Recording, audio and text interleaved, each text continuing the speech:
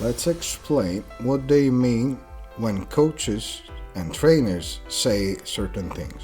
Let's explain what they mean, for example, when they say that certain behaviors represent an alternative and more correct way to have the life we want. Let's explain what they mean when they state that it's possible to improve our life through observation of the common life itself. Let's explain what they mean also through a tragic novelette that mind creates and shapes reality, allowing us to pursue one or more goals, and that is a real experience with experiment following. We are not talking about science fiction. Let's explain what they mean about many other things you will know by watching the video until the end. Enjoy the watching.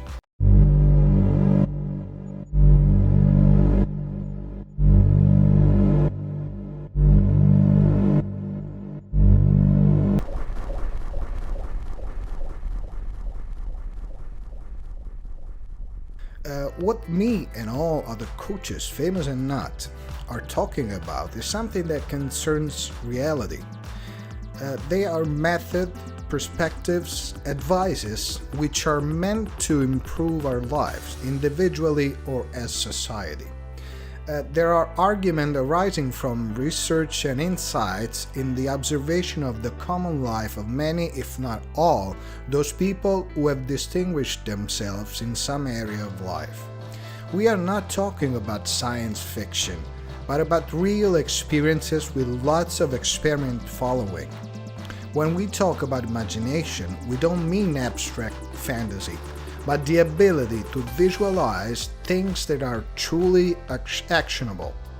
When we talk about spirituality, we do not mean religious faith, but the ability to perceive and be guided by that energy that manifests itself through intuition, instant, neurophysiological communication. When we say that the mind creates and shapes reality, we refer to the statistically proven ability to focus, engage, and act to pursue one or more goals, as successful people do. We all want the same things, in different percentages according to our needs: money, love, sex, happiness, health, etc.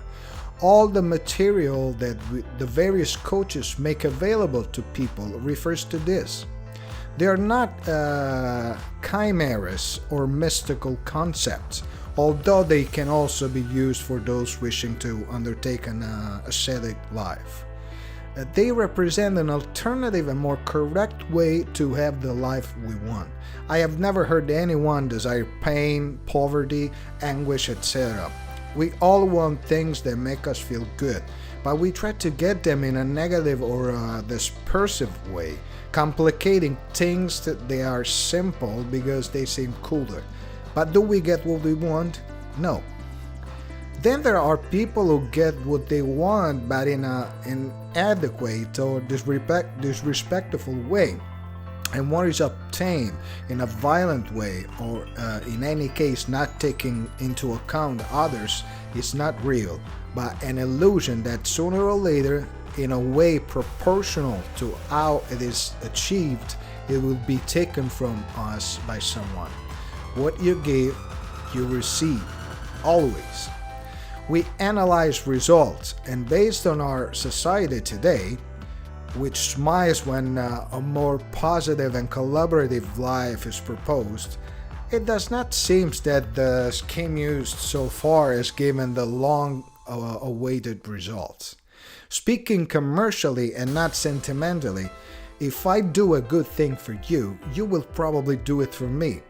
So if not done for love, let's do it for common interest and for species survival. A story that explains where I want to go. Jack and Bill, two peers who live in two different realities, but who will share the same destiny for a wrong choice which seemed right. Jack is the usual bully who grows and increases more and more his level of bullying, also associating other criminals' attitudes. He grows up in a family of criminals with a tyrant father despised by all, imprisoned several times, and who repeatedly risked being killed by those who wanted to take his place. Bill is the good boy who greets everyone and is always available to lend a hand. He comes from a lower middle class family of honest workers. The father is a good person, very helpful with everyone and appreciated by everyone for his generosity, but a very negative and pessimistic person with a very low ambition and self-esteem. The mothers of both boys are two completely passive women who live their lives following their mates and trying to manage their respective homes. When children ask them something, they always refer to their respective fathers, taking no responsibilities or initiative. Jack feels a hatred towards Bill, stemming from the jealousy of the confrontation in society of their respective fathers, because he sees contempt for him and praise that of Bill, as if it were their fault and not his father who is a criminal. Bill, in a form of retaliation, become one of Jack's favorite subjects to show his bunch of bully friends, of whom is the boss, how to bully a person to exhaustion. It is an almost daily practice that ends only when poor Bill, exhausted by beating, made fun of, torture, runs away in tears among the teasing of the pack. This story goes on for about 20 years, until Bill goes away to study. Jack's hatred does not disappear, however, and in fact, when Bill returns for the holidays, Jack attacks him immediately to make up for lost time. But in all the years spent suffering, Bill too has developed a deep hatred towards Jack, because it had ruined his life, and he hadn't passed away either.